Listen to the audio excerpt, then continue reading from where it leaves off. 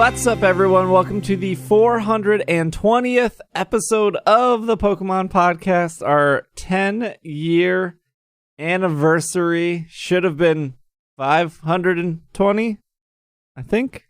But what? Right? 52 weeks a year, What? 10 years, 520 episodes.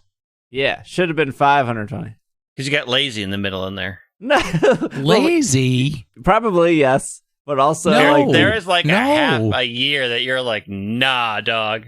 No. that was like second year of me doing it.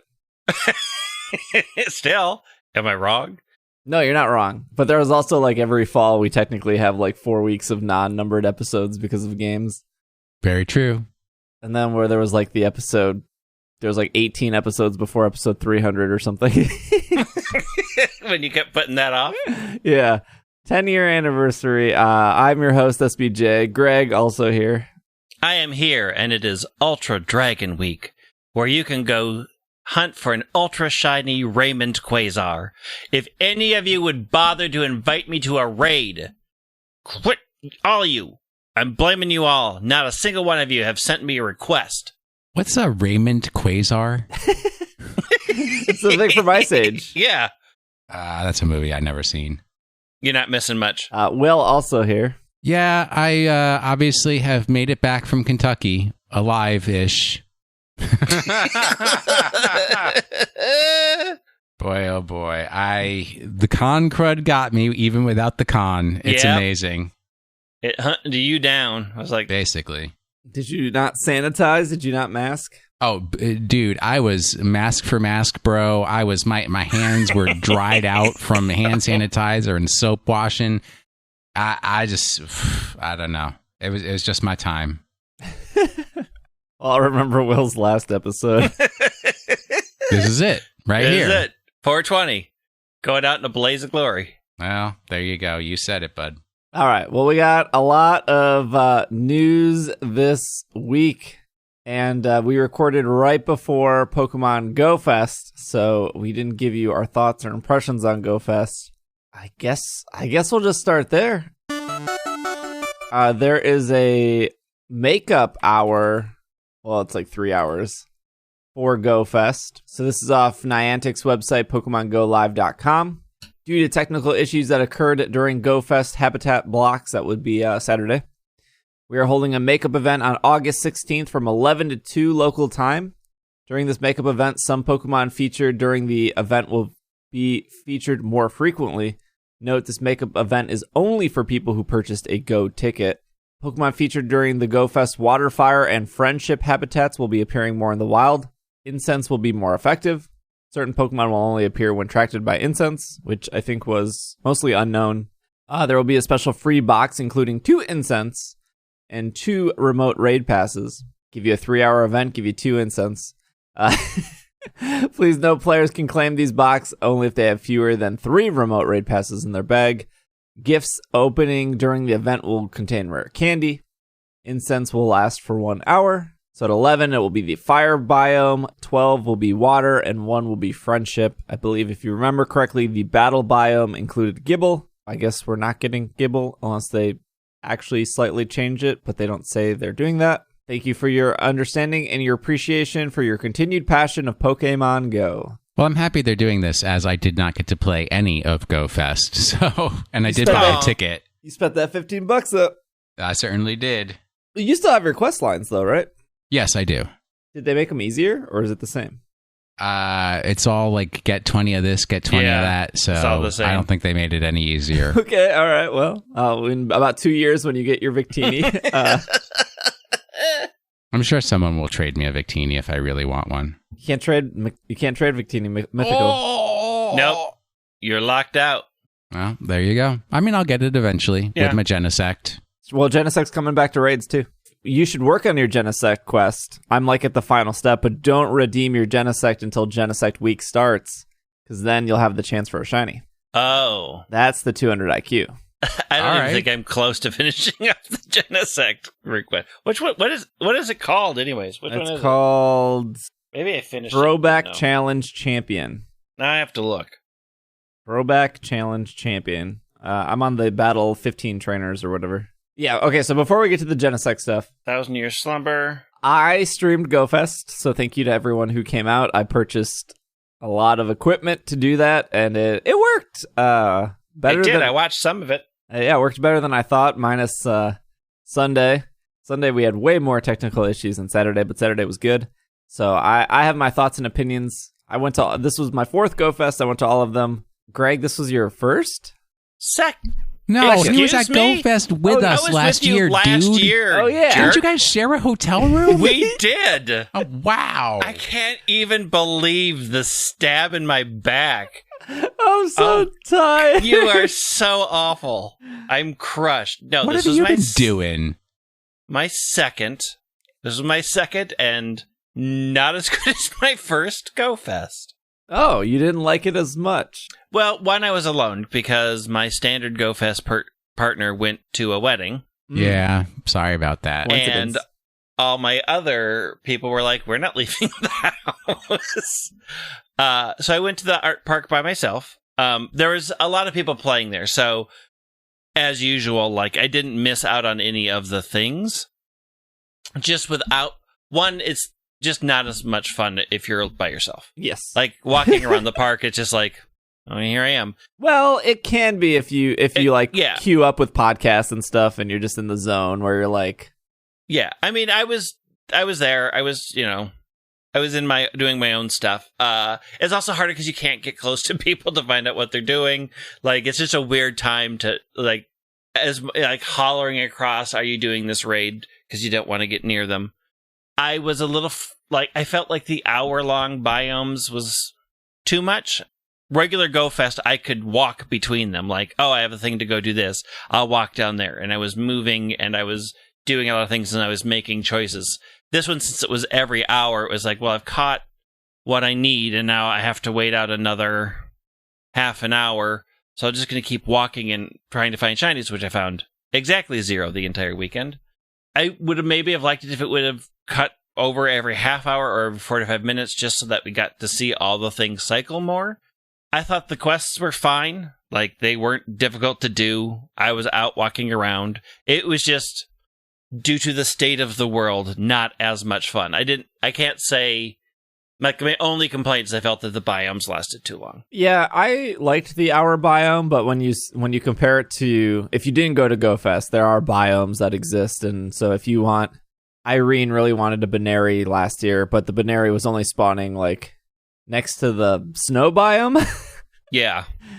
And I wanted She hung out a lot over there. I was trying to catch a shiny Rosalia, so I spent like 4 hours walking around the grass biome. And Will really wanted shiny Abra, so he was hanging out in the trading biome, even though Abra was not technically... Well, it was shiny for about like 10 minutes, and then they turned it off, and then they didn't tell anyone. But it's also a different... It's such a different vibe than all of these people coming to one location and that energy of everybody being excited and for sure doing the same thing.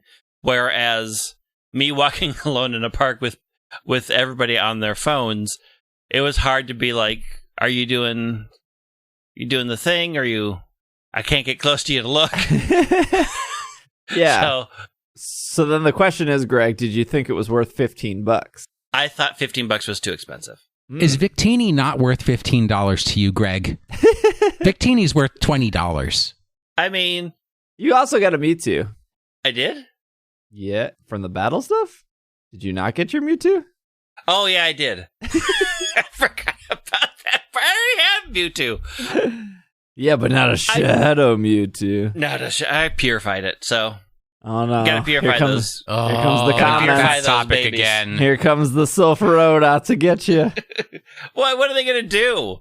I, a person who enjoyed my XD's Gales of Darknesses, know the power of opening my Pokemon's heart to friendship again. And that is what I do, because my Pokemon and I are friends, not tools like you two treat them and keep them shadowy and evil. I thought that sentence friendship was is a go lie. Somewhere else. I couldn't say that. I didn't leave the event thinking, well, I was ripped off. $15 is fine. Again, it's kind of like the Pokemon Home issue. Like, well, it's at the very upper limit of what I would have been willing to pay. I think. Although I do like the Victini stuff that came at the end. Like, I forgot you were getting Victini at the end. I was like, oh.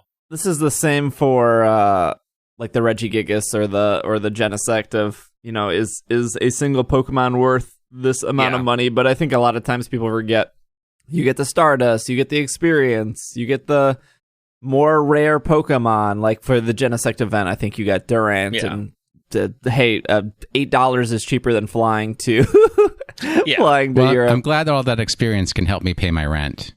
Oh my gosh. But I think of it like going to a state fair or going to a movie.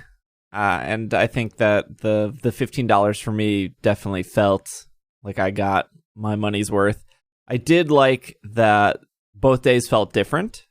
Both days felt different. I was a little annoyed the second day trying to find the right generals to fight. Like spending 15 minutes. Oh, the team leaders? Thrill of the hunt to find them. No, that is not thrilling. That is me stomping around and hoping that this time the balloon or the stop that has suddenly finally shown up will have the right person. Like, I was stuck in a Sierra Arlo loop for an hour and a half. It's very frustrating. I sat in my car, though, at that point. I'm like, you know what? I need some AC. Because it was a warm weekend. Gosh, Sunday was incredibly hot. I was dripping sweat. Yeah, it was real unpleasant down in Kentucky, too. Don't you mind? I mean, I think, unlike Go Fest last year, which was like you paid for one day and then you did everything that one day. Which was, I think, like $25. Yeah, having the two was fine. Like, I was a little reluctant to go back out on Sunday because I was very worn out from spending 6 hours in the sun on Saturday. I was like, oh, do I really want to do this? But I could sit home, but then I would be on my phone for probably the 8 hours trying to get everything done. So I was like, I'll just go to the park and I'll be able to do it in 3 hours, which it took me 4, but whatever. I mean, I enjoyed it. Again, all of these things I look at all of these community days, these events, as time to spend with my friends. And when I can't do that, I just enjoy it less. That's reasonable. I think you could say that about any game, though. That's like pretty much anything. Like I haven't touched my Magic cards since February because why? So the reason there's a makeup day is because there were issues specifically in the Asia area where I guess the biomes weren't activating properly, and then the only issue I had throughout the 2 days was on. I think my Saturday was like flawless issue-wise, but on Sunday, there was like maybe 20 minutes where the game was just super sluggish. And when I asked other people, they were like, oh yeah, it's sluggish for me too. Because I was like, I don't know if it's my internet. I don't know if it's where I'm standing. I don't know if it's my phone. I was having the remote raid lockup problem where I would be in a remote raid and then either everything of mine got knocked out and then it just froze and wouldn't bring me to another team or let me out. You had to like force quit the app and then rejoin. Yeah, and then rejoin. I had that too. I mean, that sounds like traditional Pokemon Go Fest. Yes, I mean it was that real experience. It got the real experience, and I got some of the thing where everything disappears off the screen for 30 seconds and then suddenly everything's back. I had that a couple of times. I had a little bit of sluggishness right at the beginning of the morning, right when I got to the park. It was real. Like, oh boy, I hope this isn't my day today. But it picked back up. Will didn't play, but Will, there was a cool thing where inside the app there was little meters that were filling. So it would be like send 1 million gifts when it worked. But when you could see the meter fill, and then when it did fill, Professor Willow would pop up being like, hey, we're activating the next bonus, which is like double Stardust or double XP. So that was like brand new to that event. They didn't have that they kind of had that at older Go Fest, but they were on like monitors in the team lounges. Yeah. They were able to incorporate it in the app, which was cool. I don't know how many people check that kind of stuff because there's a lot of players that are like fear of missing out. So they're like, I cannot stop moving because I need to get all the shinies in the world. I did have the problem where I got into my friends list at 11 a.m. it crashed, and then I could not re-access my friends list until about 2:30. Really? Yeah. I mean, I was locked out. And I managed to get, because I had that one where I had to make one new friend. And I was like, hey, people, send me your, Is that why all these people sent me friend requests? They weren't really heartfelt requests? Oh. No. Also, FYI, if you're listening to the podcast and you follow me on Twitter and you see me say, hey, here's my friend code, I have space, tell me who you are. Yeah, that does help. None of your names match up, and it's like, oh, I sent it to you, and I'm like, you did? Because I literally have 150 requests in my thing, and if you did not reach out to me, I am not clicking accept because I don't know who you are. The Switch problem where it's like you have 4 mics and they all have like Bowser silhouettes, and you're like, well, I don't know which Bowser is which Bowser is the real mic. Like, just tell me your name. I keep mine consistent for a reason. Like, just let me know, and I will absolutely make sure that you're in my friends list. I will not make sure that I'm sending you gifts because I don't play the game as much anymore, and I'm working down a list. So, I send gifts every day. I do. I send gifts every day, but I'm working down my list so that I can build up the friendship. So once I get to best friends, I can keep moving down the list. So if I haven't touched your thing in 2 years, tell me what your name is and I'll move you up on the list. But when it's like Rude Boy 40, I'm like, that's literally most of my friends. Pretty much, yeah. My sister, this is just a very casual example. My sister was really addicted to Pokemon Go when it came out. She was actually a higher level than me for quite a while. Oh, burn. And then she stopped playing around Gen 2 when Gen 2 dropped, which was in the winter in Wisconsin. So there's a lot of reason not to play. But she texted me the morning of, and she said, are you playing Pokemon today? And I said, yeah, I'm playing downtown. And then she proceeded not to say anything. And then after the event on Saturday, I asked her if she bought a ticket, because that's what I assumed she was asking. And she said, yeah, I got a ticket. I'm kind of mad that they weren't giving away a legendary this year. I already have Charizard, Venusaur, and Blastoise. So I told her that there are legendaries the second day, because she doesn't even have Twitter. I don't even think she has a Facebook. Like, she does no social media. Oh, she's living the dream. She is. Tell me how to get into her world. She has 3 kids, so her she's not worried about all that kind of stuff. So I'm sure she purified her Shadow Mewtwo too, because she didn't read the biggest mistake ever. I read its heart. She didn't read the Siltha Road. So anyways, after Sunday, I said, how was your Go Fest? And she said, I got all my legendaries, smiley face. And I said, do you think it was worth $15? And her response was, day one, I questioned it because I already have the beginning Gen 1 evolution. So I was like, was that it? You'd think if you're paying for something, you'd get rare Pokemon so you couldn't get without a ticket. So yeah, it ended up being worth it only because I didn't have those Pokemon, and without the fest, I wouldn't be able to get them. I enjoy playing the game more when they have those fun events and challenges. And then I said, there's a makeup day, and she said, oh, it wasn't broken for me. Well, there you go. Well, but I was like, well, you should probably do it. I don't think she realizes that, like, Gible is rare. I think she's literally that person that, like, catches one Pokemon and she's like, I have it now. I'm done. Well, what more do you need? Well, that's true. It's true. What more do you need? Yeah, but so Saturday night she was bummed because she was like, where are all the legendary Pokemon? And then on Sunday, she got 4 legendaries and a mythical, so to her it was worth it. I think from what I saw, the only complaints I saw were people that were like, this was supposed to be Shiny Fest, where are all my shinies? Yeah. I mean traditionally that's what happens. I mean, I didn't get any. So the Silph Road data mined, and they said the odds were very much the same as it always has been for Go Fest. I mean, I went to Go Fest last year. I got 2 shinies the entire 10 hours, however much it was. I got 30 this time, but over the course of 2 days, that's RNG. Yeah. I honestly didn't see a lot of people complaining that, over that they didn't get shinies. I saw a lot of people complaining about slowdowns, about the raid lockups, the having to quit the app to jump back in. Things that have happened at other Go Fests that still haven't been fixed. And I think that's a slightly legitimate complaint. Like, Yeah. you know this is coming. You know how many people are playing. And it may not be something they can fix. It could just be everybody accesses it at the same time. But when when I was in the height of the, hey, Willow needs us to send gifts, and I'm literally barred from my friends list for 3 hours, I can see the complaints. Like, that was frustrating. We still hit it, but it was like, I would love to send gifts. I would love to send a lot of gifts because I'm getting them.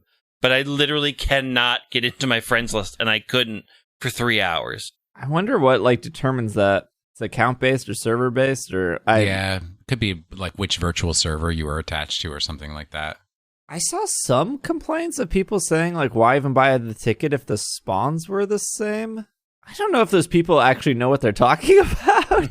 I don't know what that means. Because like people were upset that the incense and the ticket were like really only giving you like unknown and like a few other Pokemon. Oh, so they were like, well, why buy the ticket if non-players are not non-paying people are getting the same spawns? But to me, I played, so I didn't want to turn an incense on while I was setting. So I didn't start the days until noon, stream-wise. So my plan, if you missed it, I streamed from 12 to 8 both days. So I was like, well, that's 18 hours. I'm live. I'm walking around in the heat with a giant backpack on. I don't need to tack on an extra 2 hours both days. Like, so while I was setting up from like 10 to 12, I didn't use an incense because I was like, well, I'm setting up equipment. I'm like packing a lunch. I'm getting dressed. I'm doing all that. So, but I'll have a Pokeball Plus, and every time I walk back to the couch where my phone is sitting, I'll check the spawns. Obviously, I'll be driving as well, so I don't want to have an incense on when I'm driving. That's just wasting it. So I'm just not going to pop an incense until I get to the park. And it was, so the event starts at 10, and then it ends at 8. And then obviously after 8, it goes back to normal spawns for the rest of the night. So I don't know what these people are talking about. I don't know if like somebody was like was with a ticket, was playing somebody with a non-ticket, and the non-ticket person, like, unless you were looking at that person's phone the whole time, or that non-ticket person was like, yeah, I also found a Gibble here. But for me, it was a night and day difference. The spawns were like, yeah, without the incense, yeah, sure, I found like a Chimecho and a Chansey and stuff in my house. But as soon as I popped it on, like, the spawns were significantly better and more, and I don't know. I those complaints were weird to me. I don't know if those were like specifically like tunnel vision complaints where their friend just said they had good spawns, or were considering Chansey a good spawn. I'm not sure. But when I turned on the incense from playing 2 hours with as a ticket in my, like, it just seemed like the incense definitely gave you way, way better stuff. And I don't know why you would play this event without it on. I just think people who want to complain will find something to complain about, whether it's completely divorced from reality or not. There you go. If that's the most they had to complain about, then what a successful event it was. Yeah, I guess. It was like the people looking for Sword and Shield complaints, and they're like, did you see the title screen? It's like, oh gosh, why are we? Who cares about the title screen, man? This is what you're hanging your hat on? And then the cool thing that I think a lot of people missed is Niantic promised to donate at least $5 million to charity after the event of Go Fest. They have announced since then that because they sold so many tickets that they're donating a minimum of $10 million to charity. That's awesome.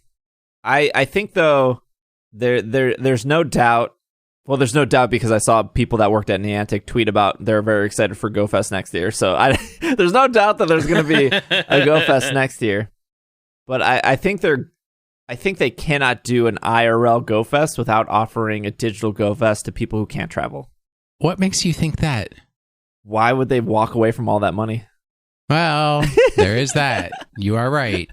If they can still do a physical Go Fest, which I think they probably still want to do that, and then charge, whatever, $25 for the day, Gosh, how would they even do that? So if they're charging $15 for 2 days, they were charging $25 for a day. If they're doing like Go Fest is 3 days, Friday, Saturday, Sunday, do you buy a $25 ticket for your 1 day, and then do you get the digital ticket for the other 2 days? Do you buy a digital ticket separately? Yeah, I think you're way overthinking these things.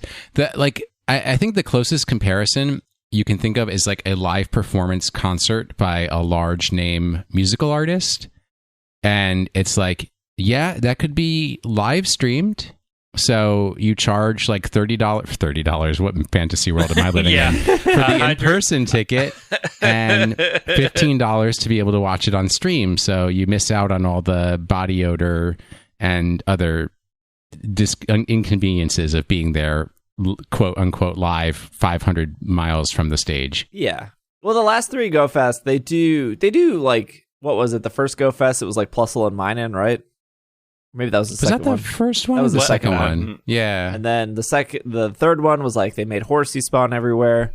And then Dorthmonth, I think was Roselia. And then there was the Taiwan event where they made Wingull spawn everywhere. They do kind of acknowledge it, but they've kind of clearly proven that people are willing to pay $15 for a digital event. I guess they proved that too with like the Genesect and the Regigigas event where they were like $8, but those were 1 day events. This was a 2 day event, so I think $15 is probably fair. Even if you didn't walk away with like shinies or stuff, I mean, like you did get like 14 incense and lucky eggs and Stardust. Yeah. Like you get the items back at least. I would assume if they're going to do Go Fest again, that they're going to offer a play-at-home experience. For however much. And then if people don't want to play at home, they'll still get their whatever Horsey or their Wingull or whatever is the Pokemon featured spawning more in the wild. I would just say it's it's Wingull. The only reason that they wouldn't offer a play-at-home experience is if they really want to make the actual in-person Go Fest a premium, like I was there experience. Well, they can, right? They can go like because they don't need the money. They do not need the money, right? So plenty of money from that transaction, though. I agree with you, Will, of like they need to make like a premium experience if they're offering a play at home and travel to Chicago to do this. I don't know what that is, though. I have a feeling like it would be more interesting if they had the premium content on 1 days and then the play at home as out the weekend after to stop the overload of the servers, right? Because I think if they have them at the same time, people at the park are going to be super frustrated that it's slow. Yeah. And people at home are going to be super frustrated that it's slow. So it may be a thing like you can access and get all these things the week before, and then you'll get a lesser version of it at home the weekend after. Yeah. I mean, that already exists, though. I mean, people at Go Fest gets Victini now, and then eventually everyone will get Victini later. Yeah, but I'm talking not like a year and a half later. I'm talking like a week later. Sure. Because I'm trying to think back at I'm trying to think back at our last Go Fest, and I think about the walking between biomes was really cool. I wouldn't consider that a premium experience. I would just consider that you needed to decorate this park to make it feel like our money is worth it. No. That was a premium experience. Yeah. I got to walk in snow in the middle of July. But also the quests were set to do that, right? Like that experience of wandering that park was tied to the quests that day. Yeah. That was the experience that you can't get remotely. Yeah. That was super fun. Being able to be like, oh, we have to run back to the ghost haunted forest because I need to do these things. Or what was it like? They had the battle area. Horsey is trapped in the desert and now I have to walk it back to the water area. Like those things were super fun. I think that's part of that premium experience. And the fairy garden? Heck yeah. And of course, like that fairy garden. Food trucks does the and premium porta-johns experience count for the trading booth surrounded by hay barrels, but next to the rib food truck that just smelled like yes regret? I guess. Yes, that I was regret also part of nothing. It it. was like that whole trading area was also in direct sunlight, so you're like trying to trade for a Mesprit, and it's like super hot, and all you can smell is ribs and hay, and you're like, oh, Look. is this really premium? I want to die. Don't forget like the little contests that they ran, and they had Yeah. medals and Oh, everything don't like get me that. started on Who the had the contest. furthest Those trade and bunch of scams. oh, you are just such a negative Nelly. Okay, one of the contests, the dude was sitting there with a lunch tray and 3 phones, and the guy was like, "Who has the most Magikarp?" And the dude like, "Let me check my 3 different phones here." Oh, this well, phone does. That's but still, that it's was yeah. exciting. I mean, that's Pokemon Go in a nutshell, right there. The dude with 7 phones. You know, it's With just a lunch tray. It was We- legit a lunch tray. Like It was. we It was can't very be everybody can't be on the same level. But I think it was still a fun idea to have Yeah. the contest and assume that everybody out there is honest. I mean, if I would travel to a Go Fest. I don't think I want to go to Chicago again. funny. No. I don't I've blame been you. to, I mean, well, okay, so I've been to Chicago this year, so I've used up my Chicago time for the year, so at least I won't have to go again until 2021, but I would really prefer that it was in, like, lovely St. Louis, under the arch. I don't think you get service under the arch. I had service under Yes, the you arch. can. Pretty sure Alright, the arch so full of has, hate. like, mobile equipment built You into it. definitely Oh, don't get yeah, service near defo. that bean in Chicago. Let me tell you, I got plenty of service by that bean. right now, you cannot get within 40 Yeah. feet of the Cloud Gate, so that was real That's the disappointing. cleanest that bean has ever been. You got that right. The cleanest most things have ever been. Okay, so I think the most humorous and saddest experience was somebody got engaged. I was walking by and somebody got engaged next to the Cloud Gate, except Oh. 40 feet from the Cloud Gate because there's fences all around it and you can't get near it. Why did you just not wait? I know. There's no waiting. waiting. We are in the end times. Waiting Cringe means you doesn't happen. worthy. Now we're gonna find out they listen to the show. Oh, I hope so. I mean, Congratulations. she was very excited. I was very happy for her. I mean, I was 30 feet away from her, keeping a very adequate social distance, and I could hear her scream how happy she was to be engaged and she was going through to get all the married. masks. Yes. And actually in Millennium Park, they have people walking around. You have to wear a mask even while you're outside in Millennium Park. Mm. Well, I mean that park is like pretty crowded though. No, not when the bean is closed. Well, maybe. Yeah, anytime I'm at the park, it's like you're consistently walking past other people. There's no way to avoid it. Before we take a break, all the unlocks happened here. So Scraggy is in the August Research Breakthrough. So Scraggy was originally exclusive to Go Battle League for a period of time. Now you can get it in Research. I'm sure people are complaining for the 10th month in a row that they're still not legendaries. I don't think they've gotten the hint yet. Dragon Week is going on right now. So Gibble to Alolan Executor. Rayquaza is back. Timed Research will get you at least 2 guaranteed dinos. Yes. I don't know why I read the internet anymore. People, again, complaining about this event and how it's disappointing, how there's not enough dragon. I don't know. I'm seeing Dratini everywhere. I never see Dratini. I personally know. I know Trapinch is really common in ground biomes. I don't see Trapinch in my biome, but I'm seeing a bunch of Trapinch now. The actual 1 hour walk I went on to play Go, not from my house, I found Gibble. I like seeing Alolan Executor in the wild because I haven't gotten a shiny one of those, so it's always fun to see those. I don't know. I think it's fine. I feel like people have this expectation where they read stuff like Dragon Week, Gibble, Dino, and then they get mad that there's just not nonstop Gibble in their house. Like did you think that was gonna happen? I mean, also, are these the same people complaining that there's not Gibble in the wild, or did none of these people go to Go Fest where like they gave you an hour of nonstop Gibble during the battle part of it? Like I was have. busy. Well, you were busy, but you're also not a hardcore player that is going to the internet to complain about these events. This is true. People like Dratini. It almost won a community day. People want shiny Dratini. Not everyone was playing this game 4 years ago. There's plenty of Dratini. Gibble's out there. You're guaranteed 2 dinos. I haven't dedicated more than that hour I went for a walk yesterday to play, but that seems fine. Seems good. Rayquaza's back. People like Rayquaza. So that'll go till August 7th, and then on August 7th to August 14th, LGM, for those that don't know how to pronounce it, BEM for the evolution of it, will make its debut. Right? I don't think it's in the game. Do you know what those stand for? Yes. EGM is... Yeah. Wait. There is no EGM. Oh, sorry. There's an LGM. LGM is Little Bug Monster.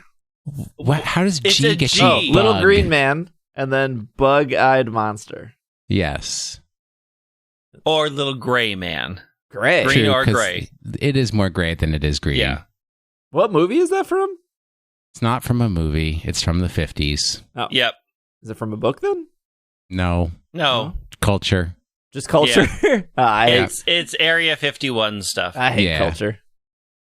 Gray aliens from the... Have you never watched the Alien Autopsy? Nah, Documentary? Alien stuff makes me weird. Documentary. That's It right. is. It was on Fox. I don't know. It Alien was. stuff and ghost hunting stuff, I'm just not into. I just don't like watching it. Well, me either. Deoxys. Finally going to be... Wait, is this the first time it's in non-EX raids? I think so. Yeah, I think so. So Deoxys will be in raids, and there will be a shiny Deoxys. So for the first time ever since Fire Red Leaf Green? What was that island? Triangle Island? I think that was Fire Red Leaf Green, right? Ruby, Sapphire, Emerald? One of those games. One of those Gen 3 games. You could reset for Deoxys in those games, 1 in 8,000. For that, because Shiny Lock didn't exist until Gen 5.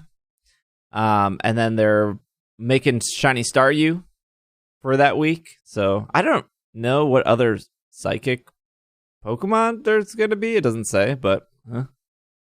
And then Unova Week will run from the 14th to the 21st.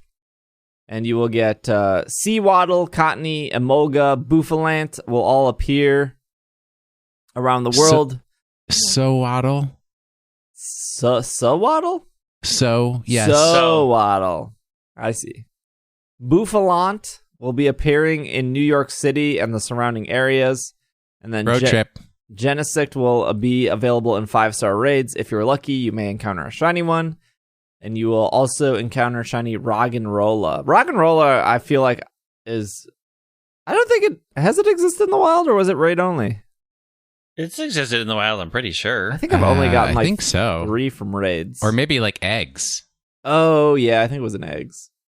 FYI, Birth Island is the island you're thinking of. It was an emerald, fire red, and leaf green. Okay, but it was a triangle.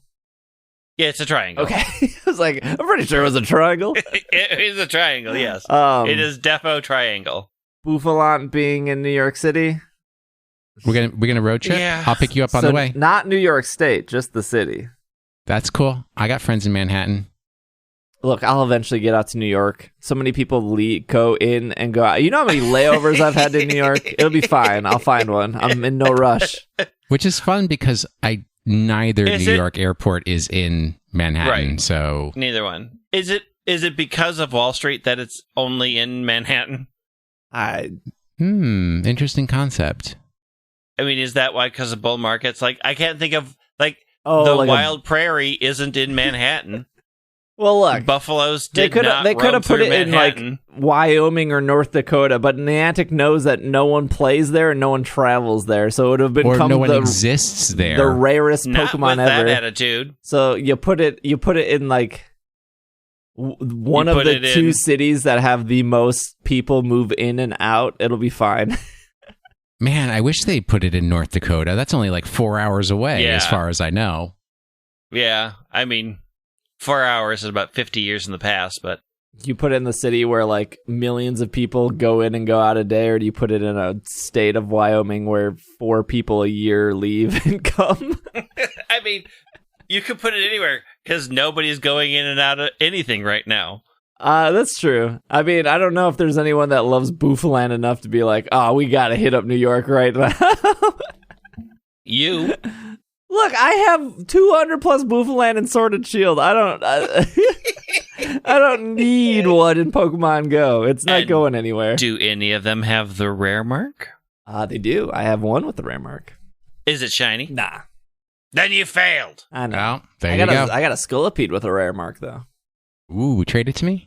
Maybe. It's in Premier Ball.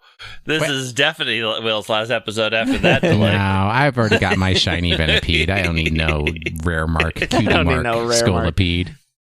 All right, those are the events. What is not shiny? Oh, Dialga Palkia. I'm assuming they're going to turn Dialga and Palkia shiny this summer because they did that with Rayquaza. They held on to it, and then they made a boatload of money when they turned it shiny. So I'm sure they're going to do that. Anyways, it was nice to see them through Go Fest, and it was nice to see Kyogre and Groudon through Go Fest too. Yep, I did a lot of those raids, never shiny. I heard you didn't get a lot of shinies. I got 0. Perfect. Thank you for asking.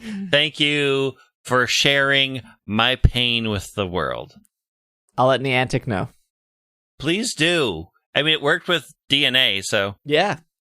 Speaking of DNA, let's take a break. And then we get back. There is a bunch of Master stuff. And there's Champions Path. We got to talk about Champions Path.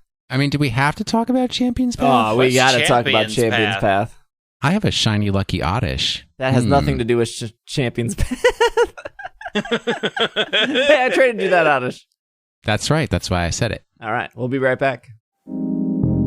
Irene and I bought little flutes. Like musical flutes. Right. Instrument.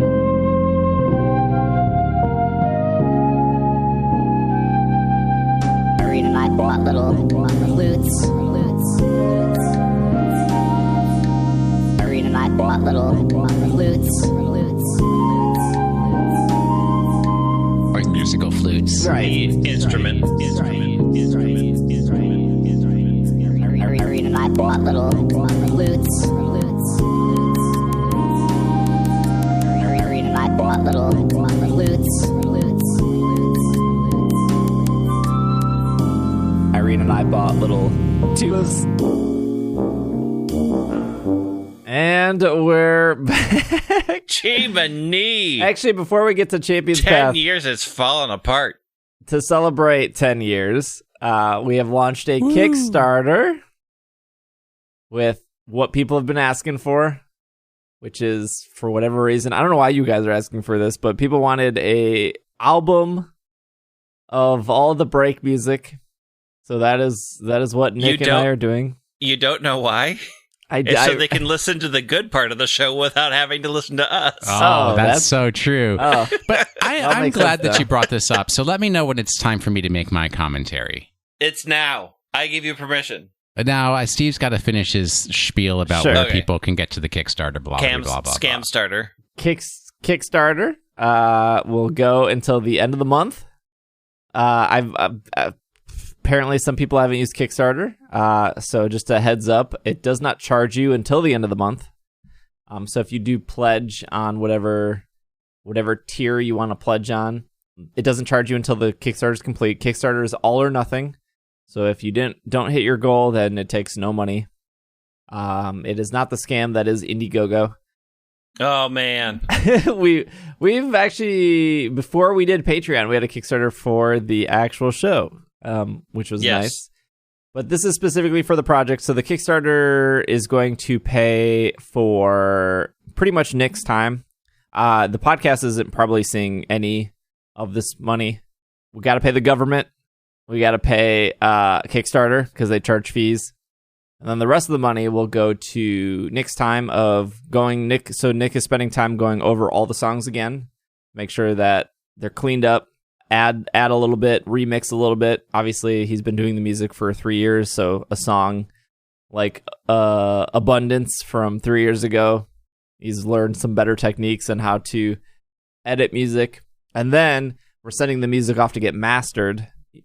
I'm not going to sit here and explain what I know what that means.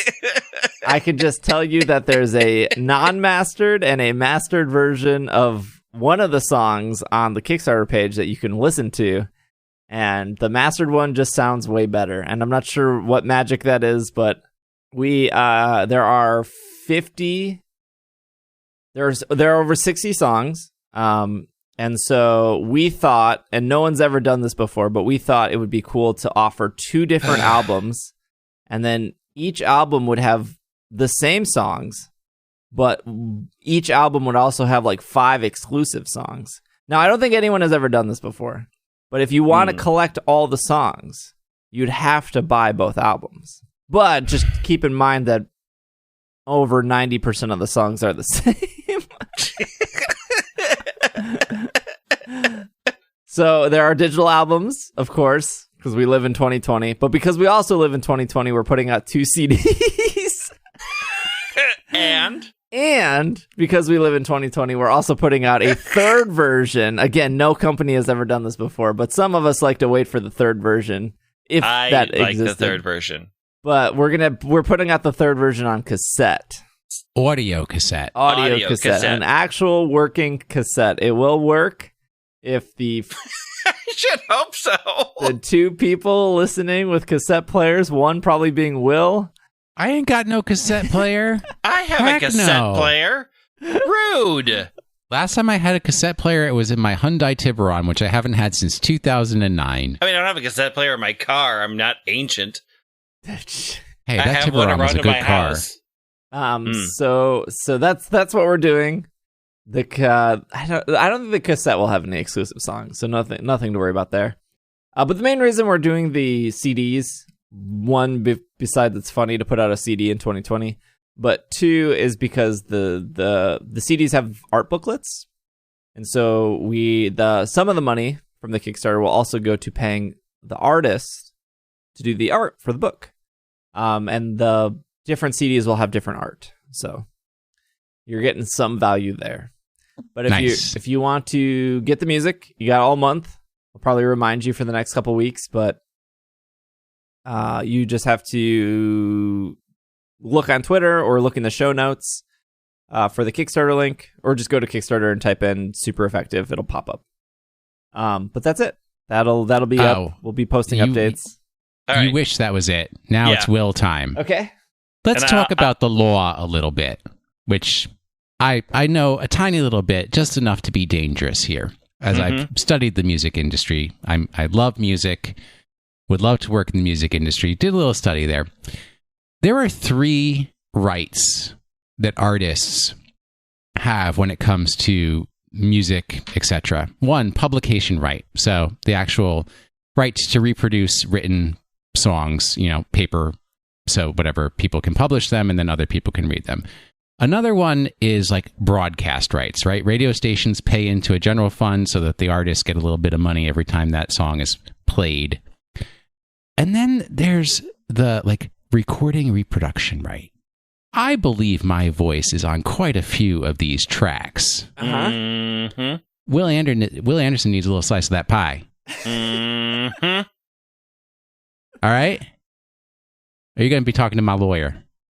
I understand. My lawyer, Mr. Greg Leatherman, LLC. Yeah. Oh, yeah. I have been taking these online masterclasses since March. There you go. Thank you very much. What is this masterclass joke that everyone keeps making? What do you mean? Do you not use Facebook? Masterclass is like every other ad on Facebook. I could scratch records like Deadmau5. Yep. My 2 cents for those of you at the super top tier, which is sold out. Go ahead and tweet at me anything that you want me to say to have as a remix, and I'll try to make that happen. I'll wedge that into the show right before we sue Steve. Okay, yes, perfect. Exactly. Yeah, the Kickstarter's only been up for, when we're recording this, Kickstarter's only been up for like 48 hours, so. Nick and I will probably put out an update later this week with some more plans and the track lists and stuff. I just didn't want to make as somebody who's apparently I pledged over 100 Kickstarters in my life.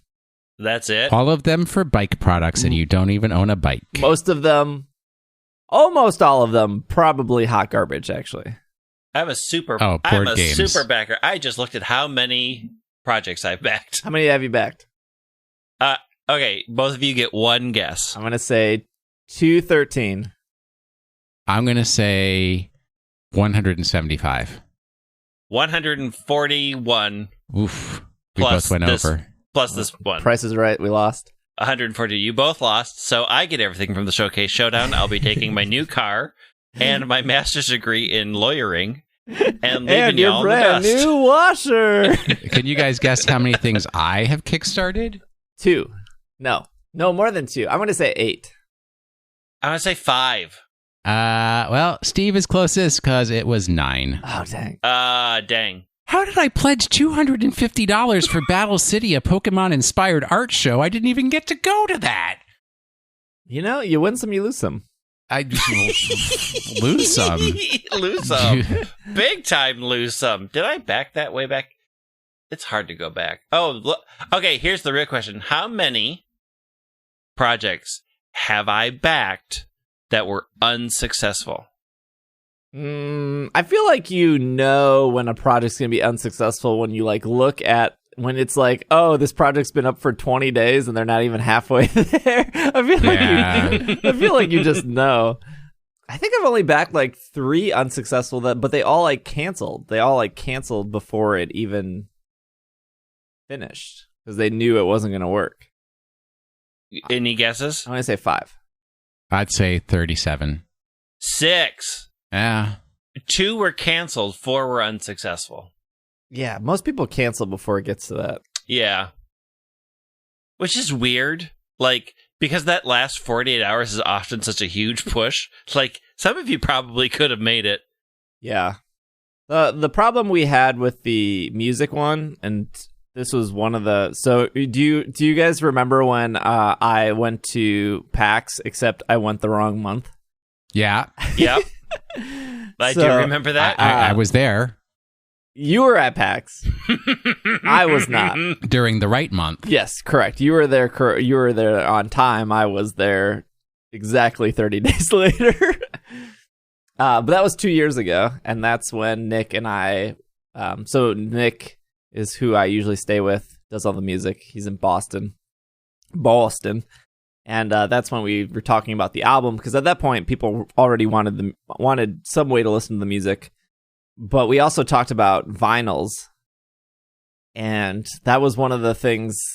That's what ultimately led to cassettes, because cassettes are more expensive, I think, per cassette, but there's no upfront costs on a cassette. You just have to have a minimum. So for cassettes, you need, I think, a 50 order minimum. So that's why the cassettes are at a little bit of a higher tier, just because we might have like 30 cassettes left over in my house. But we have to order a minimum of 50. But with a vinyl, there is no minimum for a vinyl. You can order just 2 vinyls. The problem is whether you order 2 vinyls or 200 vinyls, you have to pay for the mold of the vinyl to press it, which is like $1,500. It doesn't matter how many you make, that molding cost is still gonna be the same. So we wanted to do vinyls, but we didn't think that people cared enough or wanted the music enough to get to a level where we could pay for a molding.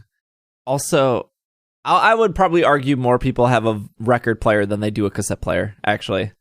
That's well, true. these days, because hipsters, yeah. Yeah, hipsters, yeah. Excuse me? What?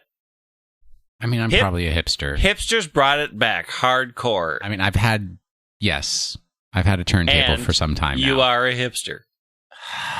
I mean... You deny it all you want. I have a turntable. I don't have a mustache. No, you don't. Probably for the best. What? Nah, What mustache looks good with a beard and a mustache? No, a beard, yes. well, There's a difference no. between a beard and a mustache. I mean, I will say that I've never actually seen Will with just a mustache. I have seen a I can friend send you a recently with photo. just... Okay, send me. Is this what our 10th anniversary of this podcast has devolved into? Will Yes. Anderson with a mustache. Yes. And a record player. And a record player. and one of those bikes that's got a really big wheel in front and a little small wheel in the back. No. You're going to buy that one for your fancy bike rides. Are you talking about the one When that's you- like really low to the ground? No. Oh, are you gonna get one of those, Will? The one where the like laying down bike? No. A recumbent bike? I kind of want a recumbent bike because it's easier on my back. Oh, but my word. Look, I'm old. But you are the two that are like, I want that one wheel thing. Yeah, the one wheel. Now that I started real skateboarding, I'm kind of off on the one wheel. Oh my gosh, real skateboarding's too much work. I enjoyed the process. Steve, you are so lazy. It's like I skateboarded nonstop for like 8 years of my life. But the thing is, high Steve school, is going to junior get high? a one wheel, and he'll use it for like a week or a week and a half, and then he'll say, all right, done with that. Move on. Next thing. Probably. Were you skateboarding at the same time you had a chain wallet? Yeah. Oh yeah, definitely. Oh, why do I know you? I don't think you could separate the two. It was like peanut butter and jelly right there. Skateboarding two and tastes wallet. that don't go great together. Champion's Path. What is it? What? Okay, so Champion's Path is going to be the thing that you will not be able to find. It is embark on an exciting new adventure through the Galar region with the Pokemon TCG Champion Path expansion. In this special expansion, you'll encounter many of the region's gym leaders and Pokemon partners that battle alongside them. There are powerful Pokemon V cards like Eldegoss V, Lucario V, Duraludon V, and many others. That's not all. You'll find massive Pokemon VMAX such as Dreadnought VMAX and Alcremie VMAX. But you're not the only one on the path to championship. Your rivals are determined to make it to the top as well. Hit the gyms and blaze your own path with the Pokemon TCG Champion Path expansion. They don't say in this press release off Pokemon.com, but this set will feature Charizard. Oh, nice. There's 70 cards, 15 V cards, 3 gigantic Pokemon VMAX cards, 19 trainers and special energies. This is the Hidden Fates or the Shining Legends of this year. And if we know anything about Hidden Fates and Shining Legends, they're garbage. They're very hard to find. They did not have booster packs for them. Well, they do have booster packs, but you can't buy booster packs single. You have to buy them in ETBs or blister packs. So I can't get them at Target, is what you're saying. You can. You just have to get like the blister pack or the ETB. Yeah. ETB? Elite Trainer Box. Oh, okay. So this will come out September 25th initially, but according to other sources that it's going to be a slow rollout. Boxes planned, like the pin collection boxes, where you get like 4 booster packs and a pin. Yeah. Those are going to be coming out in November, and then there are bigger boxes, like there's a Caparajah box where it's like big Caparajah, 4 booster packs, little Caparajah. Those are going to come out in like October, so this is going to be a really slow release. But this is kind of how Hidden Fates was, and Shining Legends, I believe. They do an initial release, it all sells out, and then once it becomes like fall, they'll do more. Is this the last set for the year, or will there be one more? There will be another set. This is the special set for the year. Okay. So, is the gym thing just a theme? Or does it actually, I think it'd be like gym trainers as cards? This set is based off of 2 sets that exist already. One set is Legendary Heartbeat. So Legendary Heartbeat has the Alcremie V, Alcremie VMAX, Colossal VMAX. It also has some of the items that we'll probably see, like Hero's Medal and Cape of Toughness. Although I don't know if those items are out. I know there's ultra rares in that. So Legendary Heartbeat is the special set in Japan right now. If you saw any pictures on Twitter or anything of like the Rainbow Raikou, Rainbow Jirachi, Rainbow Suicune, it's like these different type of holographic cards where it's like Jirachi, but in front of like this rainbow explosion. They're really, really cool. I don't know if those specific cards will be in Champion's Path. The ETB for Champion's Path, the Elite Trainer Box, has Charizard on it, Gigantamax Charizard. But those came from a different set. So those came from the VMAX starter sets. They were exclusive like decks that came out earlier this year in Japan in March. So there was a Charizard VMAX starter set and a Grimmsnarl VMAX starter set. And those came with VMAX Charizard, Charizard V, Grimmsnarl VMAX. So those cards will be in the Champions Path as well. I don't think we have a full listing of all the cards in Champions Path.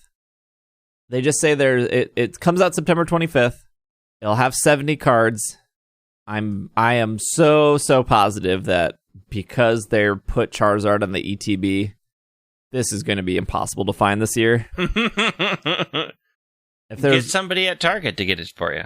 Well, I mean, it should go to Target, right? Does Target carry those? Target should, yeah, but definitely. Target carried, Hidden Fates, Shining Legends, and for the most part, you'd be able to find them. But if you went like the week it came out, but if we figure out that like I don't know, Alcremie VMAX is worth $500, which I know it won't be, but if there's a really expensive card, it's gonna sell out faster. Well, you just pre-order from your LGS, man. Yeah. I have a friend who runs a TCG online store, and apparently they pre-ordered multiple boxes, and they all got rejected, and they had to cancel their customers' pre-orders because the distributor was like, we're only going to send you 2 boxes, not 90 boxes. Oh, dang. So, Then you pre-order directly from the distributor. If anybody needs a distributor, I can give you a couple. I know some. Okay. I guess we'll probably have some news closer to Champions Path. Darkness Ablaze, though, should be coming out in... Darkness Ablaze is the new set. Comes out, I think, the 14th of August. Although I'm sure there are probably some stores selling it early. Wait, the new set for English? Yes, English. Okay. In Japan, it was called Infinity Zone. It used to be called Worlds Down. So Japan right now has Legendary Heartbeat. Infinity Zone was before that. Our last set was Rebel Clash. And so our new set is Darkness Ablaze.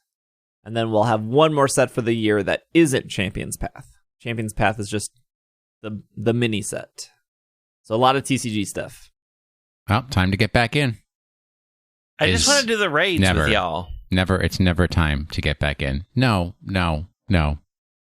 Speaking of the raid stuff, Battle Academy should be available now. That board game that isn't really a board game, but they're selling it as a board game. I saw an ad for it, so yeah. Yeah, I've seen an ad for it. Yeah, so Battle Academy should be available. I don't know. I guess I'm going to buy it just for collecting purposes, but there's nothing to... It's whatever. We don't need to waste time on it. It's out. Let's tackle some Pokemon Masters, Greg. Okay. All right. There was a huge update. It's finally here. The stamina system is here. There are more stuff. I'll go through the press release real quick. Stamina is here. It replenishes 1 stamina every 6 minutes. It does not replenish past the maximum. You can replenish stamina by gems or by rewards from your present box. You can pass the maximum using gems or present box stuff. Please note there is a second replenishment limit beyond maximum stamina. Yep, I don't know what that means. I'm there. Is it 9? Is it past 900? Because I had a warning saying like you can't go past 900. You can't go past 1,000. Oh, okay. So 999 is the max, which I've been at since it came out. Yeah, I want to talk about that. They introduced skip tickets finally. That was all me. Thank you. It was not. You didn't even know they existed. Look, it's because of me. When they asked for every time DNA has asked for feedback from me and the other partners, I've been like, you better tell them about skip tickets because I need skip tickets in my life for this dumb game. I said skip tickets would be nice. These are the games that have skip tickets that do it well. These are some examples. I think you even said, Greg, that these were some games that had skip tickets that didn't do it well. Yep. So I wrote that all up. I sent it to them at least twice. And I think I was the only person arguing for skip tickets. I'm not sure if anyone else was. There was like one feedback form that was public. And I was the only one that mentioned skip tickets, and then there was a private one. So, but skip tickets are here. Give us gifts. I doubt it was me. I'm sure they looked at other games that were successful with skip tickets. Yeah. There's player rank now. Player rank will go up when you just do battles and stuff, but also player rank will increase your maximum stamina. So you start at 40. Yep. When you get to level 2, it'll go from 40 to 45. When 2 or more sync pairs of the same type are placed in a team, type skill is activated, strengthening all members in the team. This would be, for example, if you put like Elisa, your player character, and Sophocles all on a team. They all have electric.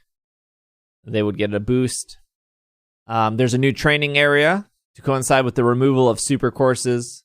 The current training area is renamed EX Plaza, and the brand new training area will be placed where items can strengthen sync pairs. So there's a level up arena, a cap unlock arena, an evolution material arena, and a sync orb arena. So I think those are pretty straightforward as a new player to Pokemon Masters. There was a lot of menus to look at, and now there are just 4. Like, hey, if I want to evolve my Pokemon, I can go to the evolution area. Yeah. So they made that pretty straightforward. There's move candy coins. So while they did make the thing simpler, they added this move candy. You'll be able to collect a certain amount of move candy to exchange for 5-star move candy, as listed below. Move candy coin comes in 4 types. So there's move candy coin, strike move candy coin, support move candy coin, and tech move candy coin. I think all of these are good, except I guess some people may not like the stamina. Some people may like it. Told you guys all how I play, so I knew this wouldn't affect me. I mean, so far, I don't play a lot. But right now I'm at level 13. The max stamina I can have is 96, and I currently have 845. The max you can have is... Oh, wait, what? Repeat those? So, the limit of what it will restore is 96, but since they've been giving away this week with stamina, they give out like 200 at a time, and that goes above. I have been at 999, and then till I use some stamina, so right now I'm at 845.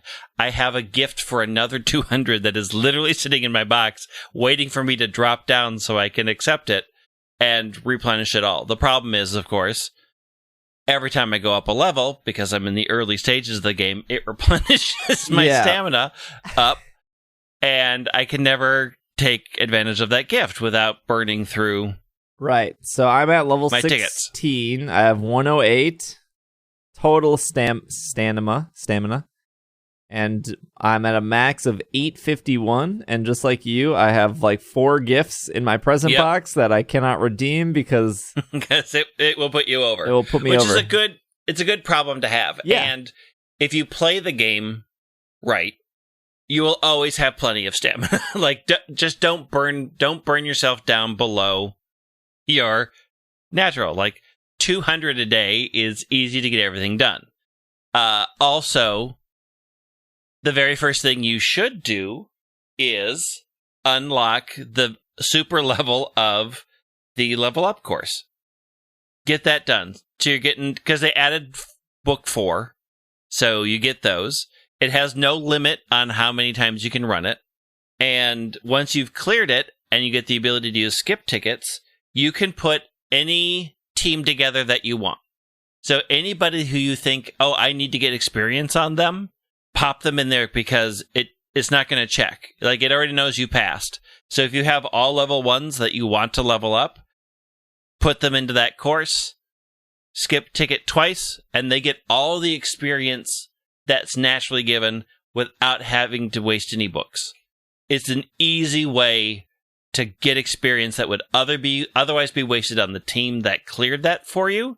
You can spread it around to everybody else. It's one of the greatest things of all games that do skip tickets right, is being able to use the XP and not have it be wasted. This was my question. So in order to use a skip ticket, you have to complete a level without any of your sync pairs dying. Right. Which is a little bit harder on the higher difficulties. Yes. But is that how other games do it? Like, you have to complete with no feints in order to skip ticket? Yeah, you have to get a 3-star rating, whatever that requirement is. And once you have a full 3-star rating, meaning you've passed it according to how we want it to get passed, then you can skip it all you want. Yeah. The good thing about the level up drill top super hard is that it's rock based, and Olivia is still one of the best. Olivia, sync pairs. We're out here using Cynthia. Isn't Cynthia better than Olivia? But Cynthia's ground and not rock, right? Oh, or is Cynthia ground and rock? Yeah, no, you're right. It's ground. The thing is just ground. I just put those Olivia's two together. I think I'm thinking of Hapu, which I think is Cynthia's better than Hapu when it comes to ground. But you can wreck that level quickly with Olivia because they're all weak to rock. And then once you've cleared it, you can like I have the bug event, and my Pokemon were those sync pairs were lower experience. So I just put my bug team in there, and I said, give me 10 turns on this one. I get all those books, and I get all that experience on my other team. It's brilliant. So I'm really happy with the skip ticket function. I'm so far fine with the stamina because the stamina cost seems to be mostly in line with the rewards that you get. And they've been really generous this week with the stamina, so as long as I do my standard and just keep myself way up in the heavens, I will never have a stamina worry. Yeah. So yeah, obviously, full disclosure, I'm partnered with DNA. I knew a lot of these changes were coming for quite a while, and they asked for my feedback on them.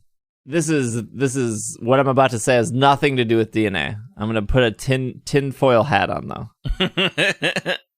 So I went down a dark, deep path of probably tinfoil theories, but what I heard, or what I read, I should say, is that these stamina systems aren't designed to limit the players. They're designed in part to stop bots from grinding out accounts and then selling the accounts.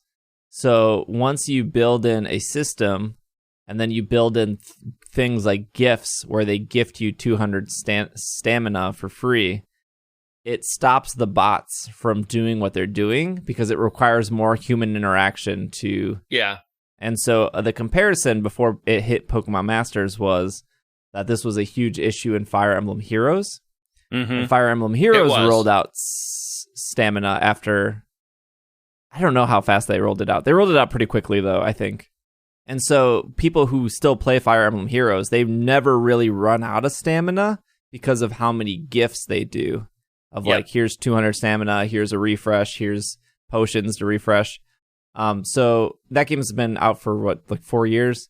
And I'm sure there are some really, really hardcore players that hit the limit and then they use the gems or whatever to refresh it. But that's the tin hat theory. Like, this system wasn't designed to punish us for playing. It was designed to stop robots from grinding out and then selling accounts. I mean, I don't think those two things are exclusive. I think it stops bots, which have always been a problem, but it also stops people who treat it like actual robots who act like robots. I think both can happen. I think the human one is a lot less common, but there are people who will burn through it and then want to spend gems. The other thing is, we don't know yet how likely they are continuing these gifts, right?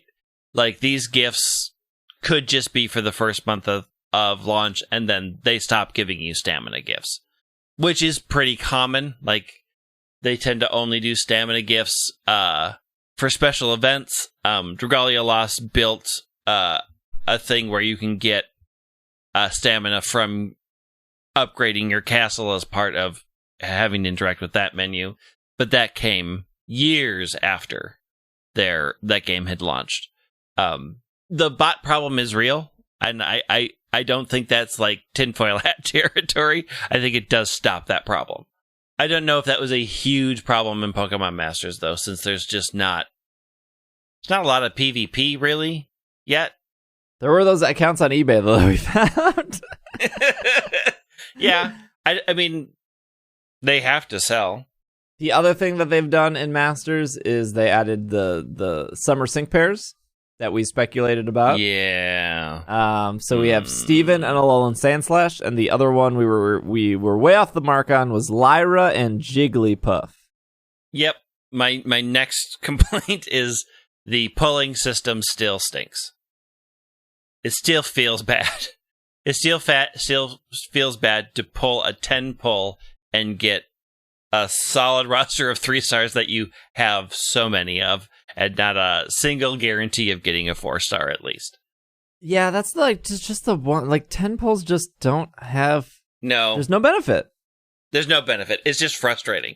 It's just I get my frustration done fast, other than slow, and that's the only reason to pull 10 pulls. Pulling still feels really bad in this game. Well, when you're pulling Serena on 1 pull, it feels real good. Yeah, well, but that's really rare, and it felt good for a while when they were being more generous with their gifts. That has ended. They did a one big dump for bug fixes and changing the game massively. But hey, they gave everyone 3,000 gems for this update. Yeah, that's what I'm saying. Like, they gave this one, which got you a 10 pull, which feels bad because you're just still not guaranteed anything.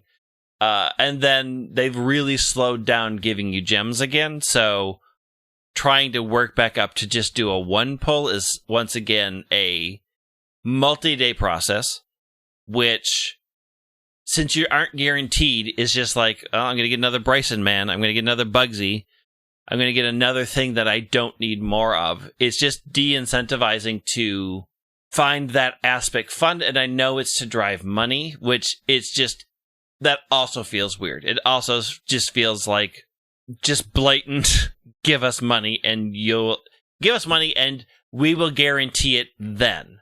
And that's just, I still think that aspect of this game is really ugly. I do not like it. Yeah, I just wish the premium currency was called something different. Mm-hmm.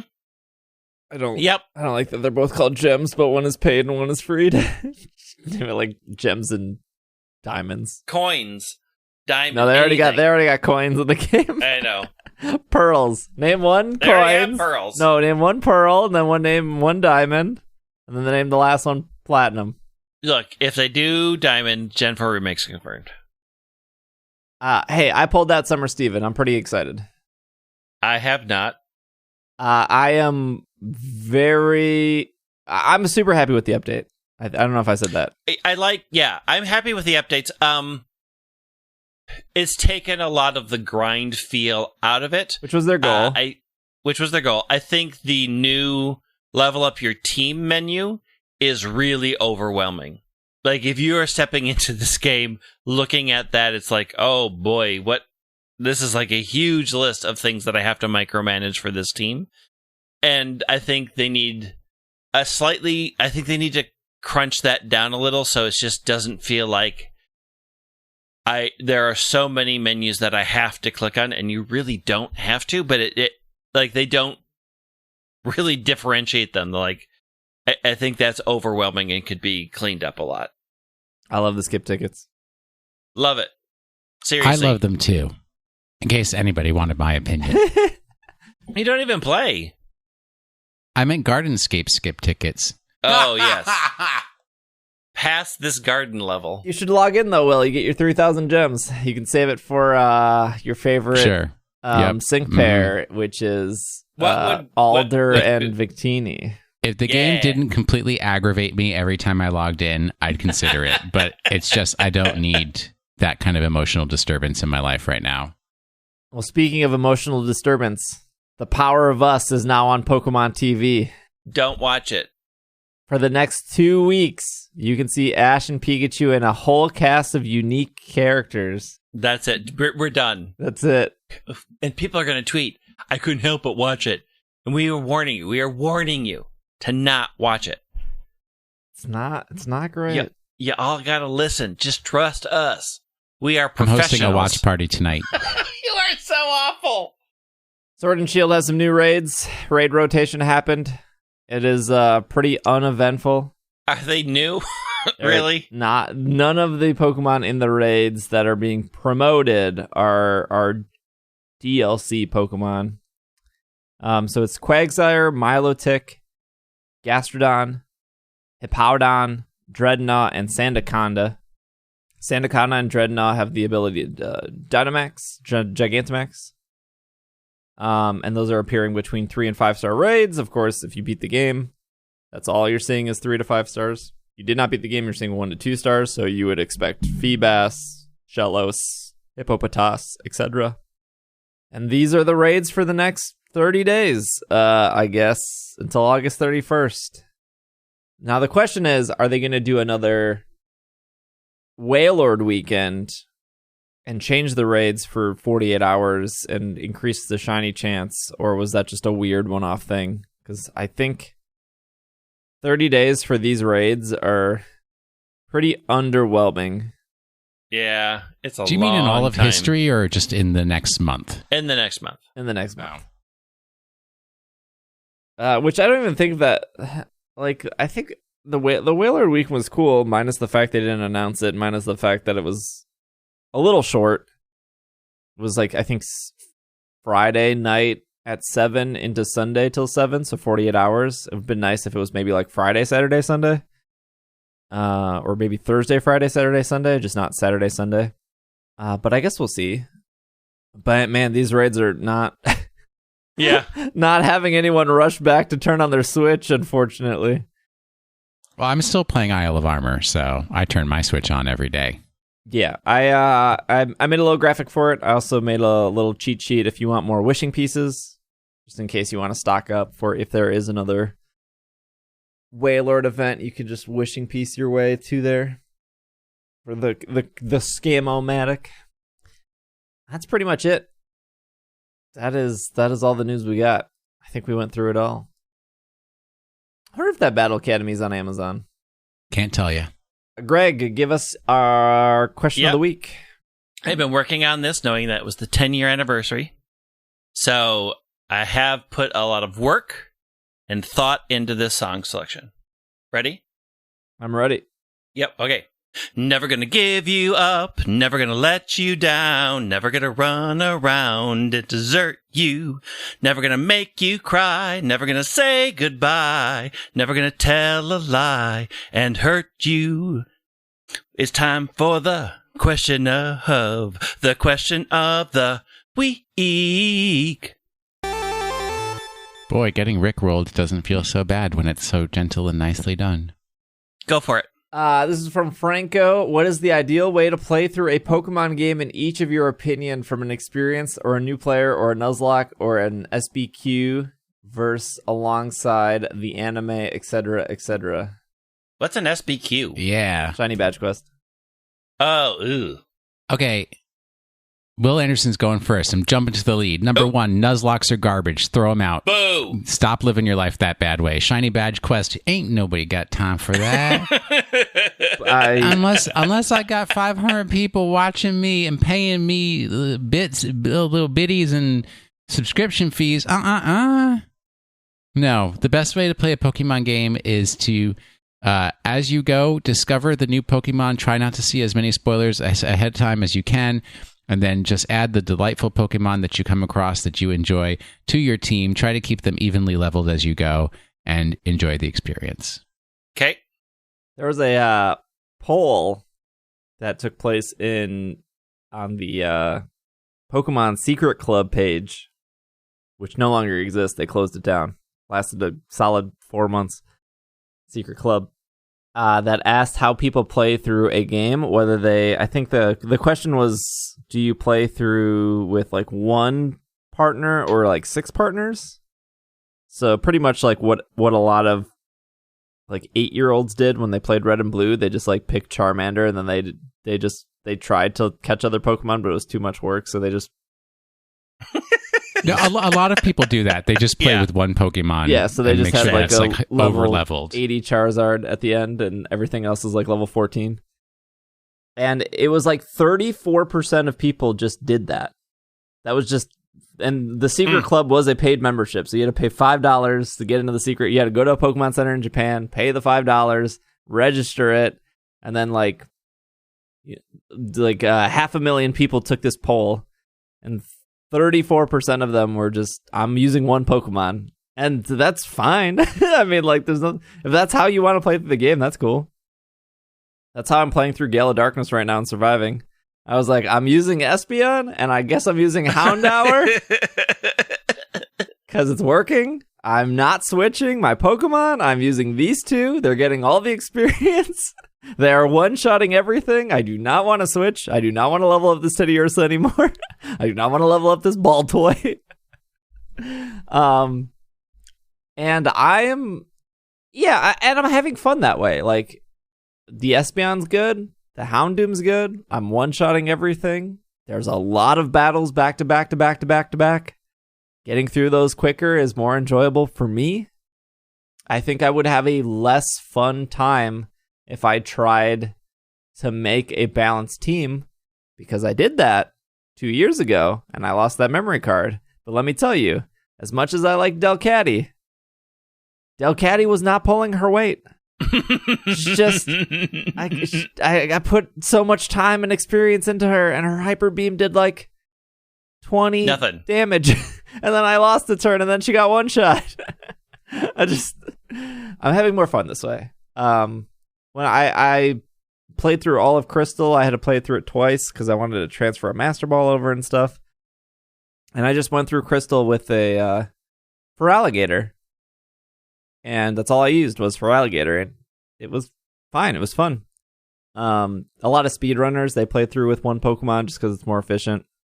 But if I'm taking my time and going through a game, I like to add the new Pokemon to my team. And I think the changes to Experience Share gives you that opportunity to experiment more than in like Ruby and Sapphire, where you're just like, you're not giving me an Experience Share until very later into the game. Yeah. Okay, I guess we're just gonna keep using Tailo then. I think the changes they made have made it easier to level up your team. So the ideal way to play through a Pokemon game. So if it's a brand new game for me, my ideal way to play my first playthrough is to try to catch everything, or at least see everything that's on a route, because I want to see all the new things, and then pick and choose what's going on my team as I pass through. And like, I really like this design, like, Snom came so late, but I loved it, so on my team. Then when I do a second playthrough, because I always get both, I will usually do something like a combo lock. So combo lock is where I roll a die, and depending on the number, determines what action I'm going to take on that particular route, and then get through the game. Just because I've already seen everything in the game, I'm just playing through it a second time because I enjoy playing them twice, and sort of having a different experience the second time through an alteration of the Nuzlocke formula. I will say, for my Shield playthrough, I am going to be playing with an entirely shiny bug team if I ever get a shiny Snome without a shiny charm, because I still don't have the Shield exclusives in my Sword game. Are you Masuda? So, huh? You're Masuda method, right? I am breeding Snomes now, yes, with Masuda method, but I still need a shiny charm. So you're 1 in 682? I don't know. I try to kill as many Snomes as I can in my free time to bring that little number up. I got a Japanese Ditto to breed against, but no shiny charm still, so. I mean, do you want me to help you get the exclusives? Because I have them. I have both games. We've had this conversation before. I know, and the person that was supposed to help you bailed. Who? Yeah. That was not me. I didn't say it was you. All right. Jeez, Mr. Ego. Well, you're so vain. I bet you think this segment's about you. Wow. What was the? Are we good with the question? Can we complain Yeah, I about think so. Nuzlocke Police? Nuzlocke Police. There's Nuzlocke Police? Yeah, this maybe this happens because I stream on Twitch. Because you're a streamer? Yeah, but okay. So for example, I did a shiny badge quest, Omega Ruby Alpha Sapphire, I think, or maybe it was Sun or X and Y. One of the games that have horde battles.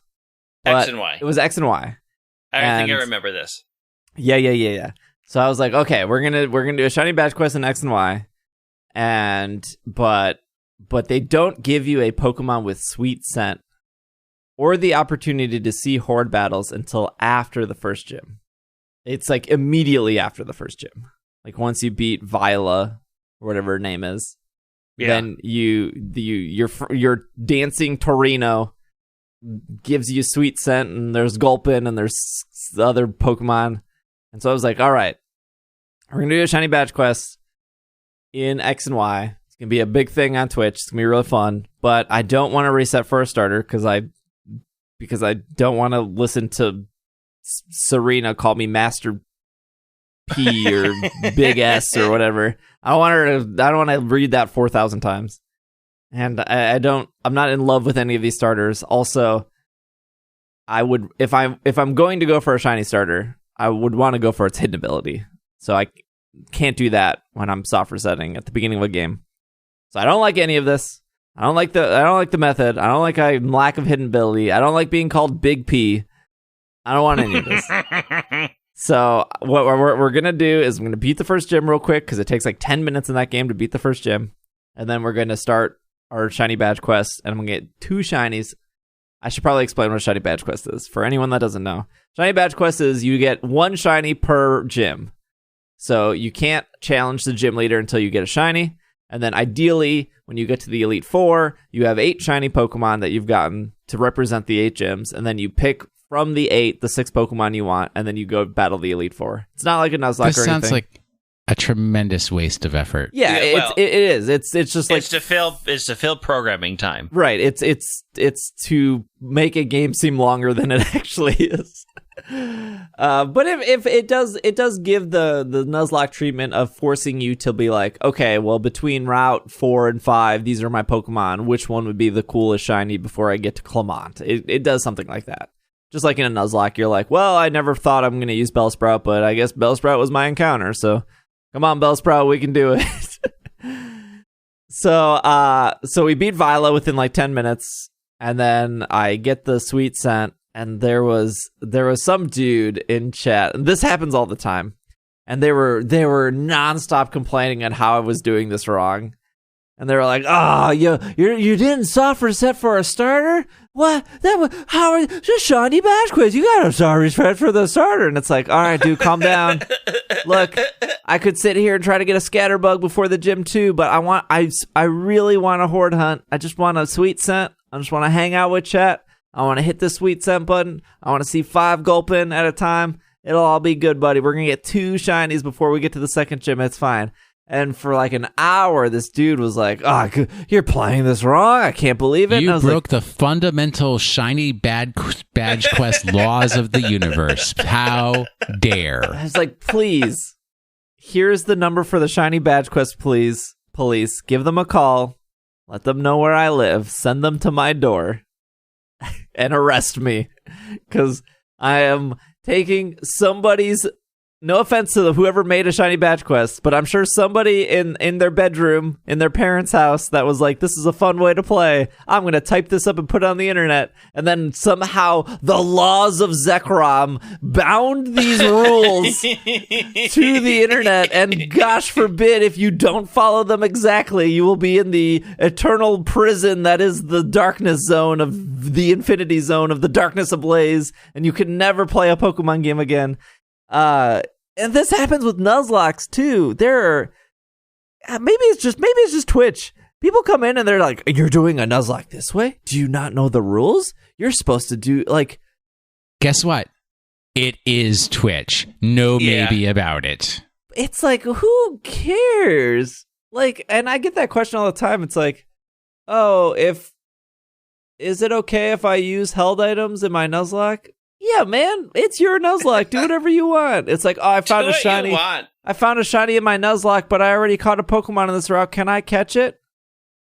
Yes! Nope. Yes! Nope. You gotta throw it away. What do you possibly think is going to happen if you don't? Like, do you think a meteorite is going to crash through your living room if you decide that, oh gosh, what if I break the rule here and catch this shiny? Who cares? Oh, the arguments over the wild area in Nuzlocke fill my soul. Just do whatever. None of it matters. I mean, you're not wrong. We continue that jokingly. We run up to the thing of, I think it should be this way. Why are you not doing it my way? Like, that is just a human condition of they have an expectation that's not being met. Lower your expectations, people. It's not that big of a deal. Yeah, so normally learn from Gen X, lower your expectations. Exactly. Normally when I do Nuzlocks, I will like put a level cap on. So I'll be like, somebody look up what Blaine's level is, and somebody will be like, Blaine's Ponyta is like 42. I was like, okay, cool. The level cap's 42 then. And so I would get questions. Bonita. I would get questions of like, why do you have a level cap? Well, it's like, it's to make it harder. Yeah. And then I'll like limit myself for like items and battles because I think that makes it harder too. Because a lot of times I'll see people be like, and that's fine. I mean, if they want to do it that way, that's totally cool. But I'll see somebody like battling Bruno, and Bruno uses Earthquake, and their Pokemon has like 1 HP, and then they use a Hyper Potion. And then Bruno uses Earthquake again, and they're back at 1 HP, so they use a Hyper Potion. And then Bruno uses Earthquake again. And they repeat this for 10 times, and then all of a sudden, Bruno uses Bind, and they're like, oh, finally, I can now attack. And it's like, well, yeah, I mean, you just used 10 Hyper Potions to wait until he was out of Earthquakes, and now you're in a safe zone. And if that's how you want to play, that's totally cool. I just don't think that's personally fun. I think potion stalling is really kind of cheap, and so I try to limit myself with 3 items. 2021. But I would Steve never going to Twitch streamers. You're potion stalling? I can't believe you're ruining Nuzlocke this way. I can't believe that you're potion stalling. That's not the rules of a Nuzlocke. You're gonna get banned from another stream, bud. So I put that rule on. So now so when people see me play, they're like, "Oh, well, should I put a potion limit on?" It's like, no, you should do whatever you think makes it fun for you. If you not using items makes your experience less fun, then don't put that rule on yourself. If putting a level cap on your Pokemon makes it less fun, then don't do that. So whatever works. I don't know. But the people who are the Nuzlocke police are the worst. People who are the police of any silly thing are not great. Will, 10 years. Oh boy. I have not been doing Pokemon of the Week for 10 years. I've only been doing it since February 14th, 2012. Which I was going to do a throwback, but because I'm sick, we're not throwing anything back. I'll throw you back to technically last week, even though it was a week and a half ago. Never should have been animated in the overworld. It just kind of hops around. Even though it is not a bug type, its naming convention is based on bug thingamajiggers. And what's the word for it? I don't know. Antennas? No, like larvae. Just terminology that refer to bug growth cycles, whatever. And it can learn dark type moves before it evolves to its final form, but it doesn't get stabbed from dark type moves until it's in its final form. But when it's in its final form, it loses stab from ground type moves such as Earthquake. So, what you got for me, kids? It's Pancham. That has nothing to do with bugs. It's Pupitar. Pupitar, yes. Larvae, pupae, and Tar. Tyray. Tyray. No. There's no such thing as Tyray, but larvae and pupae are refer to insect growth periods. Yes, it is Pupitar.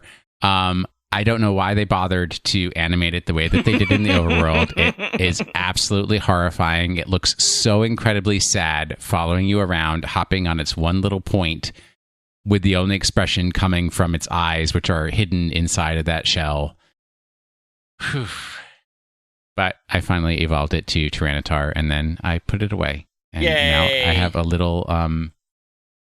what's my little firebug dude? Larvesta. No. Victini. You are so bad at Pokemon of the Week. No.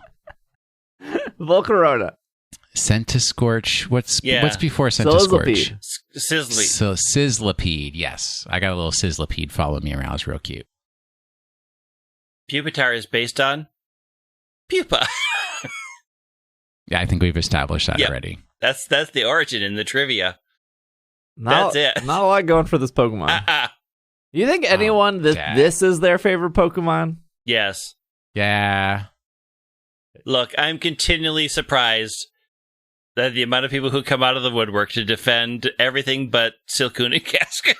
No, there's no way. The people that would say that this is their favorite Pokemon over Tyranitar or Larvitar, both significantly better Pokemon.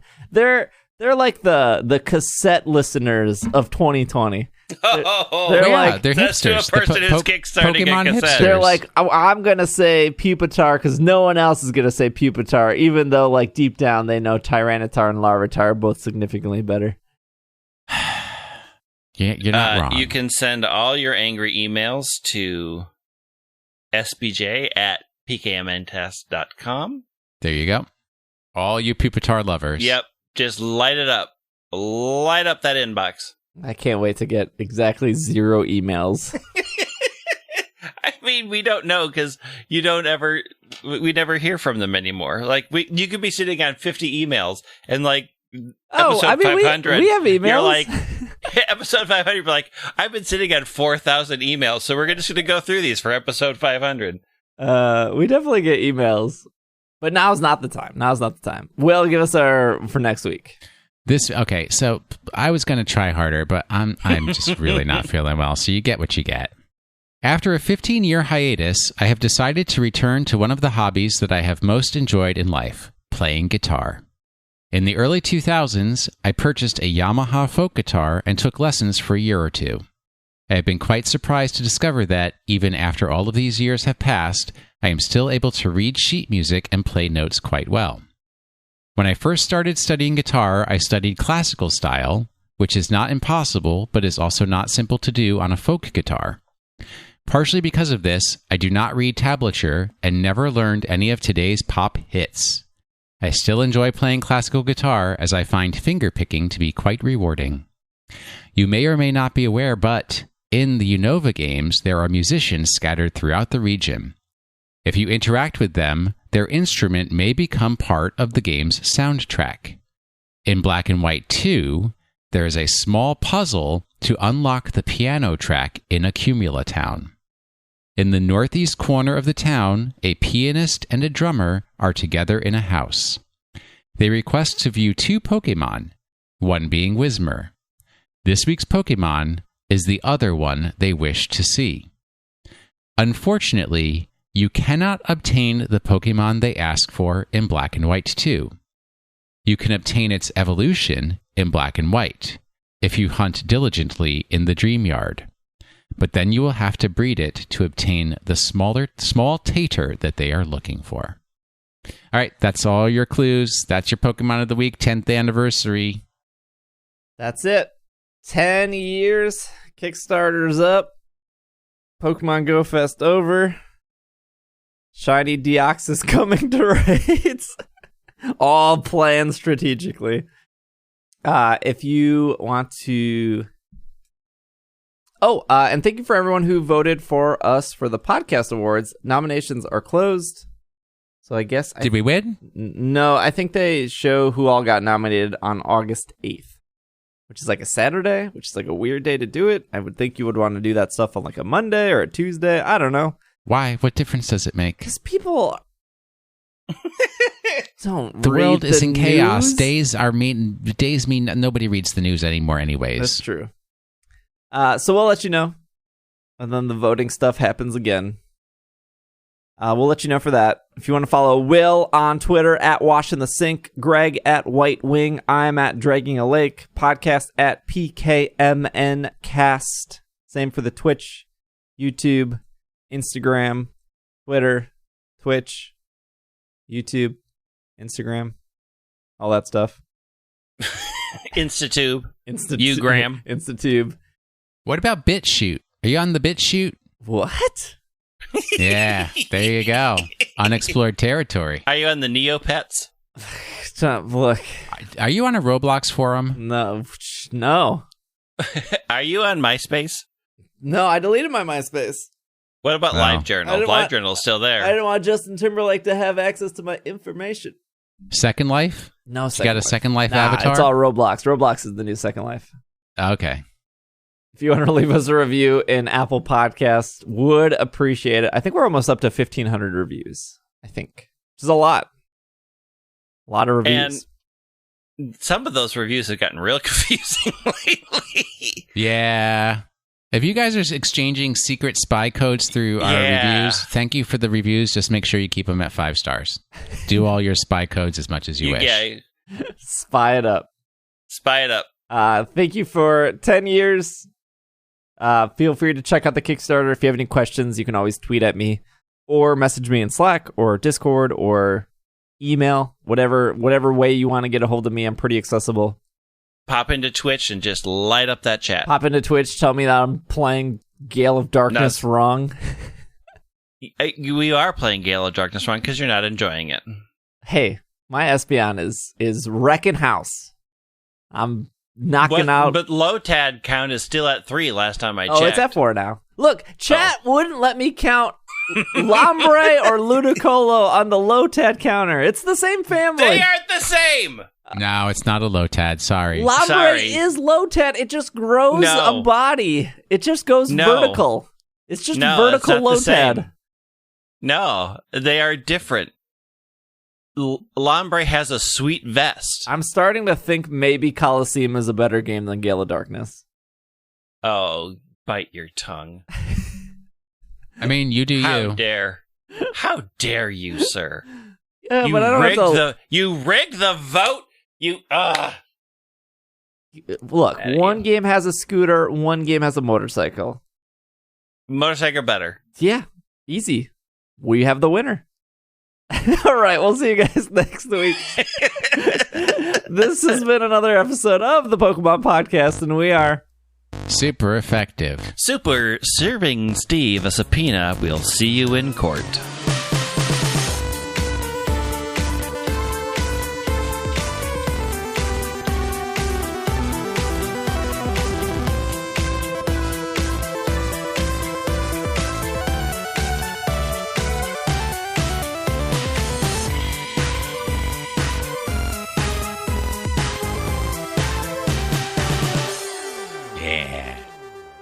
I want my money.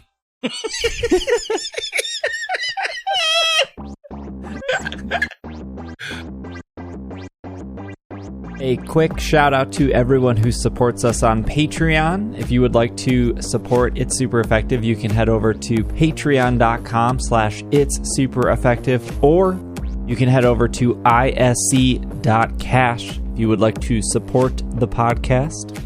A shout out to our producers of this episode, Kevin, Potato, Raitan, Liam, Courtney, Casey, Kay, Patrick, Jetsy, Catherine, and Matthew. A special thanks to our executive producers, Spencer, Anthony, and Lewis. Thank you guys so much for your support. We hope you enjoyed this episode, and we will see you next week.